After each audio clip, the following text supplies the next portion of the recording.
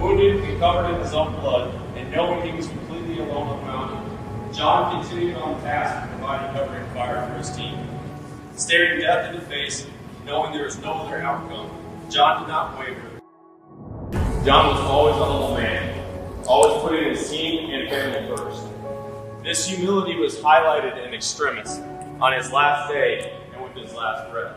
John Chapman, born the youngest of 3 children to Jean and Terry Chapman, July 14, 1965. A popular athlete in high school, he excelled in diving and soccer, graduating in 1983. In August of '85, Chapman enlisted in the United States Air Force, promising his mother he'd choose a safe job, becoming an information systems specialist. After serving the minimum 3 years and feeling like he fulfilled his promise to his mother, he tried out for and was accepted to begin training for the Combat Control Team Pipeline in 1989. After completing the training pipeline and earning his Red Beret, Chapman checked into his first squadron, the 21st Special Tactics Squadron at Pope Air Force Base. Jump ahead to February of 2002, Chapman lands in Afghanistan, attached to SEAL Team 6. Operation Anaconda kicks off March 1st of 2002. On March 4th, 2002, on the mountaintop of Takur Ghar, the CH-47 carrying a Special Forces team including Tech Sergeant John Chapman was ambushed while trying to land. Hit by rocket-propelled grenades and small arms fire, knocking Navy SEAL Petty Officer Neil Roberts out of the back of the aircraft into hostile territory below. Unable to make it back to base, the helicopter crash-landed about 5 miles away in the town of Gardez. The SEAL team, including Chapman, jumping aboard another Chinook, elected to return to Takur Ghar to locate and rescue Roberts. Exiting the aircraft, Chapman located and attacked an entrenched enemy bunker, killing 2 enemy combatants inside. Chapman moved out into the open to engage the second enemy bunker, protecting his teammates while they withdrew.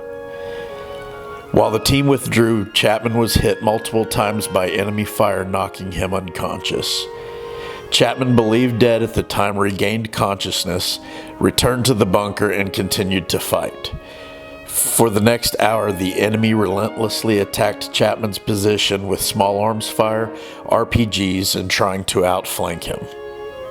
Although severely wounded, Chapman left the bunker to engage the enemy, trying to take out the Quick Reaction Force helicopter, allowing the QRF to land and secure the mountaintop.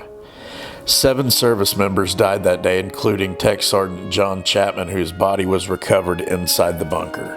For his actions that day, Tech Sergeant John Chapman was initially awarded the Air Force Cross, the second highest medal for valor. In March of 2018, Chapman's family was notified that his Air Force Cross was being upgraded to the Medal of Honor. On the 22nd of August, the Medal of Honor was awarded to Tech Sergeant Chapman's family in a ceremony at the White House by President Donald Trump. 2 days later, on August 24th, Chapman was posthumously promoted to Master Sergeant. If you like my videos, hit the thumbs up button and subscribe to my channel.